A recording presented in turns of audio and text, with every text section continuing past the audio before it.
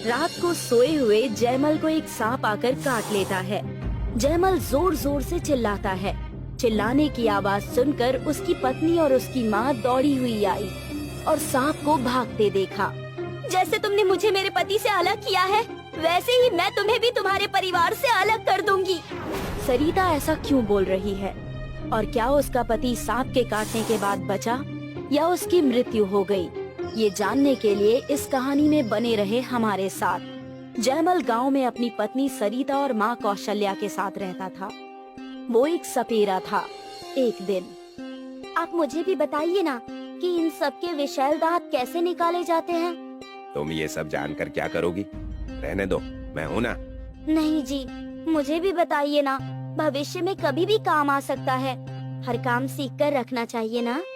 अरे बेटा, सही तो कह रही है बहू, बता दे, भविष्य में न जाने कब काम आ जाए। देखा, मैं कह रही थी ना। अब तो माँ जी ने भी कह दिया। अब बोलिए।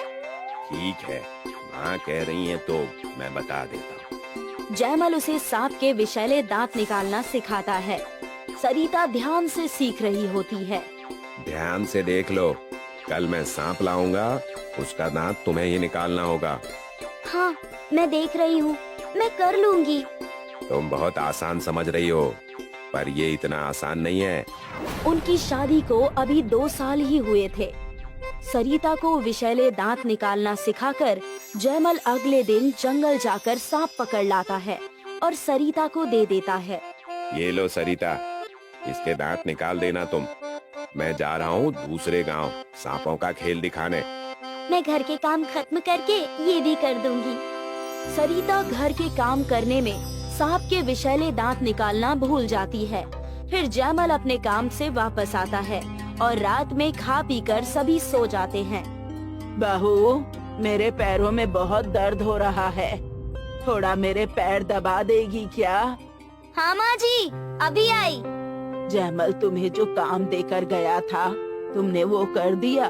माँ जी, मैं तो भूल ही गई। ये जागेंगे तो फिर गुस्सा करेंगे मुझ पर। अच्छा, ये बात जयमल को अभी मत बताना और कल सुबह सबसे पहले उठकर कर देना।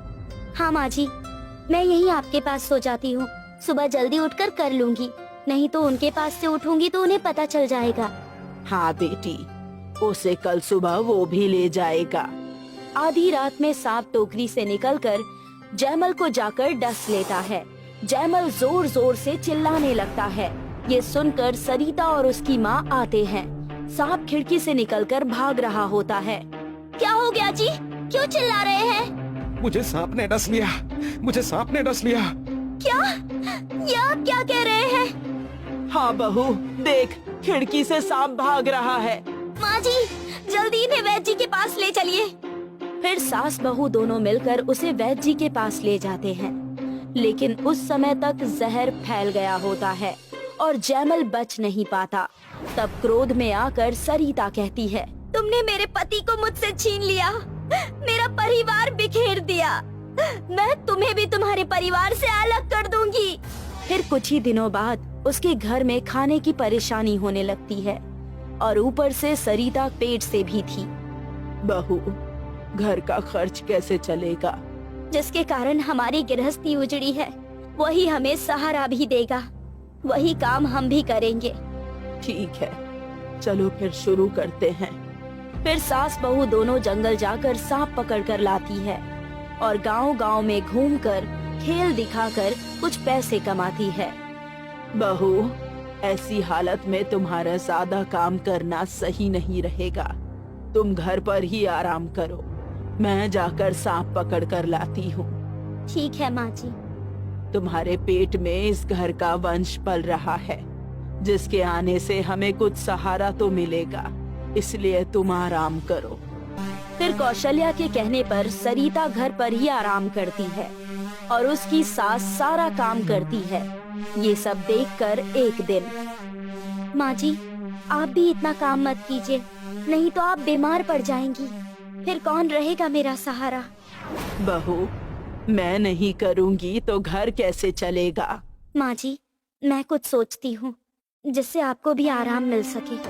फिर 1-2 दिन तक सोचने के बाद सरिता कहती है, माँ जी, हम सांपों को रखने का एक जाल बनाते हैं जिसमें हर तरह के सांपों की प्रदर्शनी लगाकर लोगों को दिखाएंगे और उससे पैसे कमाएंगे। हाँ बहू, तुम सही कह रही हो। सरिता वैसा ही करती है और ये काम बहुत अच्छा चलता है। उससे अच्छी कमाई भी होती है। फिर एक दिन कौशल्या एक इच्छाधारी नागिन को पकड़ कर लाती है। ये तो बड़ा ही सुंदर और चमकीला है।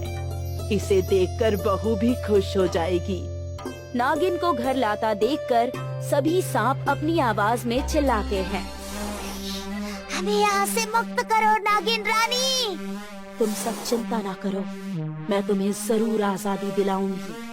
बहू, ये देखो, ये कितना सुंदर और बड़ा है। हाँ, ये तो सच में बड़ा ही सुंदर और आकर्षक है। बहू, तुम इसके विषैले दांत निकाल दो, फिर हम इसे पिंजरे में डाल देंगे। कौशल्या के कहने पर सरिता उसके दांत निकालने लगती है। तभी वो इच्छाधारी नागिन इंसानी रूप धारण कर लेती है। ये देख सरिता और कौशल्या चौंक जाती है। ये तुम क्या पाप किए जा रही हो? तुम्हारे पति के साथ ऐसा किया हमने, उसके बाद भी तुम यही पाप कर रही हो? आप कौन हैं? मैं एक इच्छाधारी नागिन हूँ। मैंने ही तुम्हारे पति को काटा था क्योंकि उसने मेरे पति और परिवार से मुझे अलग कर दिया था। और तुम दोनों भी इन सभी सांपों को उनके परिवार से अलग करके सुखी जीवन बिताना चाहती हो। मैं और क्या कर सकती हूँ? जब मेरे पति की आपके कारण मौत हुई तो मैंने प्रतिशोध लेने के लिए ऐसा करना शुरू कर दिया।